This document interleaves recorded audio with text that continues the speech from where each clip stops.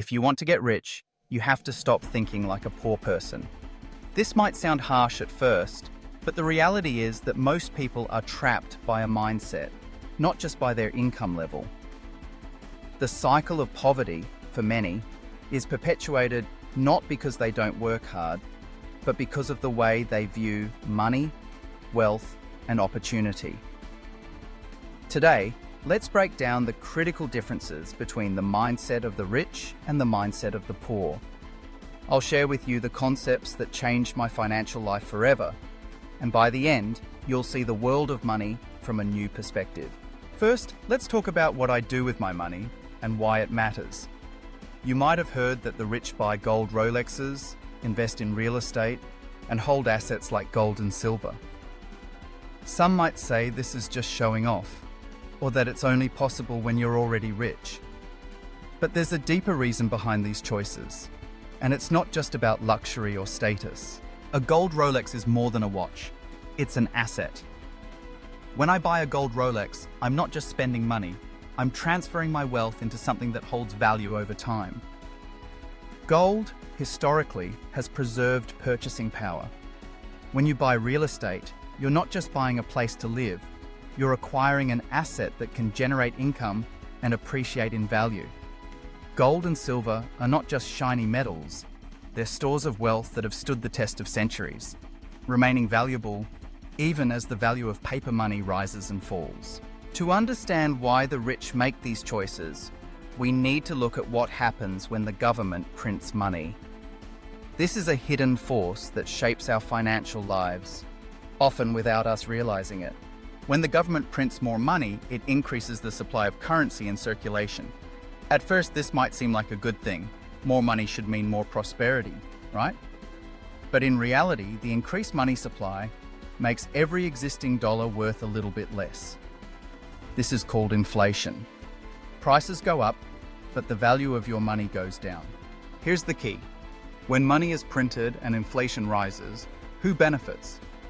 The answer is that the rich get richer, while the poor and middle class get left behind. Let's break down why. The rich don't keep their wealth in cash. They hold assets, things like real estate, stocks, gold, and businesses. When inflation occurs, the prices of these assets usually go up as well. So, as the government prints more money and the value of each dollar drops, the value of the assets owned by the rich increases. This protects them from losing purchasing power. But the poor and middle class tend to keep most of their wealth in cash or cash equivalent savings accounts. They work for their money, put it in the bank, and watch as its buying power erodes year after year. Their wages might increase a little, but not nearly as fast as the price of food, housing, and other necessities. This is how inflation quietly crushes the poor and middle class, even as the rich get ahead. Now let's talk about good money and bad money. Understanding this difference was a turning point in my financial life. Good money is money that holds its value over time. It's scarce, hard to create, and people trust it. Gold and silver are classic examples of good money. They can't be printed or created out of thin air. It takes effort, time, and resources to mine and refine them. This scarcity is what gives them lasting value. Bad money is money that can be created easily, without limit. Paper currencies like the dollar used to be backed by gold, but now they're backed by nothing but the promise of the government. When the government needs more money, it simply prints more. This makes these currencies lose value over time, sometimes slowly, sometimes very quickly. Here's a real example that illustrates this perfectly. Imagine it's 1956. You have two things, a silver half-dollar coin and a $10 bill. Back then, the $10 bill could buy you a week's worth of groceries or maybe a nice pair of shoes. The silver half-dollar was just pocket change. Fast forward to today. The silver in that half-dollar is worth far more than its face value, because silver has held its value and even increased as the value of paper money has gone down. The $10 bill from 1956, today it buys a fraction of what it could back then, maybe a couple of fast food meals if you're lucky. The difference is staggering. The silver coin protected its owner from inflation and loss of purchasing power. The paper bill did not. This simple example shows why understanding the difference between good money and bad money will change your financial future. If you keep your wealth in good money, assets that can't be inflated away, you'll protect yourself from the hidden tax of inflation. Let's dig even deeper into the mindset differences that separate the rich from the poor. The poor tend to see money as something to be earned and spent. They work for their money, and when they get paid, they use it to buy things they want or need.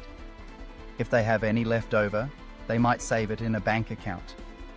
But because they're saving in bad money, fiat currency that loses value over time, they're actually falling behind, even as they try to get ahead. The rich, on the other hand, see money as something to be multiplied. They don't just work for money, they make money work for them. When they earn money, they don't rush to spend it. Instead, they look for ways to invest it into assets that produce income and appreciate in value over time. A poor mindset says, "How can I afford this?" and often stops there, concluding that something is out of reach. A rich mindset asks, "How can I acquire the resources to make this happen?" and looks for creative solutions, opportunities, and investments. Another key difference is how the rich and poor handle risk. The poor often fear risk, seeing it as something to avoid at all costs. They prefer the safety of a steady job, a predictable paycheck, and a savings account, even though these choices often leave them exposed to the silent risk of inflation. The rich, however, understand that calculated risk is necessary for growth. They educate themselves, learn about investments, and take measured risks that have the potential for high rewards. They know that the real danger is not taking any risk at all and watching their wealth evaporate over time. Education plays a crucial role, but not just the education you get in school. The traditional education system teaches you how to be a good employee, not how to build wealth.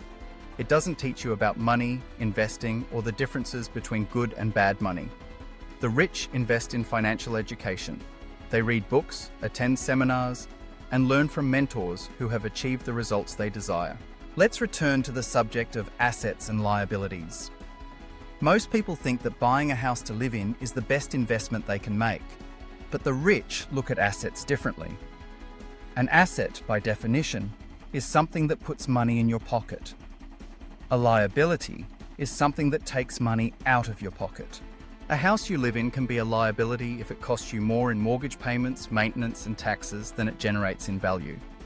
But rental properties, for instance, can be assets because they generate income every month. The rich focus on acquiring true assets, real estate that generates rental income, businesses that provide cash flow, stocks that pay dividends, and commodities like gold and silver that preserve value over time. Now, let's talk about the psychology of wealth. The poor often believe that wealth is a result of luck, or that the rich are somehow dishonest or greedy. This belief system creates resentment and distance from wealth, making it psychologically harder to pursue and achieve financial success. The rich, however, see wealth as something that is created by providing value. They look for problems to solve, needs to fill, and ways to serve others. By focusing on value creation, they attract opportunities and resources. Another powerful concept is delayed gratification. The poor and middle class are often encouraged by society to enjoy life now, spend what you make, buy the latest gadgets, take the vacation you can't really afford, and worry about the future later. The rich, in contrast, are willing to delay gratification. They invest today so they can enjoy greater rewards in the future. They understand that wealth is built over time, not overnight. Let's put all this together with another real-world example. Think about the car you drive. If you buy a brand new car, it loses value the moment you drive it off the lot. This is what the poor and middle class often do. They buy liabilities, things that lose value and take money out of their pockets. The rich, on the other hand, might buy a classic car that appreciates in value. Or better yet, they invest in businesses or real estate that generate income and then use that income to buy luxury items if they wish. The difference lies not in how much money they make, but in how they think and how they choose to use their money. Let's also talk about the power of multiple streams of income. The poor and middle class often rely on a single source of income, their job. If something happens to that job, their financial life is in jeopardy. The rich, however, build multiple streams of income. rental income from real estate, dividends from stocks, profits from businesses, royalties from intellectual property, and more. This diversification protects them and increases their wealth over time. Now, you might be thinking, that's great for the rich, but what can I do if I'm starting from scratch? The answer is to change your mindset first. Start thinking like the rich even before you have a lot of money. Learn to value assets over liabilities. Invest in your financial education. Look for ways to create value and multiple streams of income. Protect your wealth from inflation by holding good money, assets that are scarce and hold their value over time. It's also important to understand that you don't have to start big. Small steps add up over time. Buying a single silver coin each month, investing a small amount in an index fund, or starting a side business. These actions might seem small at first, but over years, they can transform your financial life. Remember, the goal is not just to make more money, but to make your money work for you. This is the mindset shift that separates the rich from the poor. Let's revisit the question. Why do I buy gold Rolexes, real estate, and gold or silver assets? It's not about showing off. It's about protecting and growing wealth in a world where the rules are always changing. When you understand the difference between good money and bad money, and you see how inflation works, you realize that the traditional advice to save cash is outdated and dangerous. Instead, focus on acquiring assets. Learn about real estate, stocks, commodities, and businesses. Invest in your own skills and education because you are your greatest asset. Build multiple streams of income so you're never at the mercy of a single paycheck. Let's summarize the key lessons. 1. Your mindset about money matters more than your current income. If you think like the rich, you'll find ways to become rich over time. 2. Don't just work for money, make money work for you. Invest in assets, not liabilities. 3.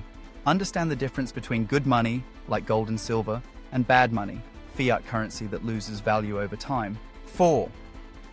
Inflation is the silent enemy of the poor and middle class. Protect yourself by holding assets that appreciate or preserve value.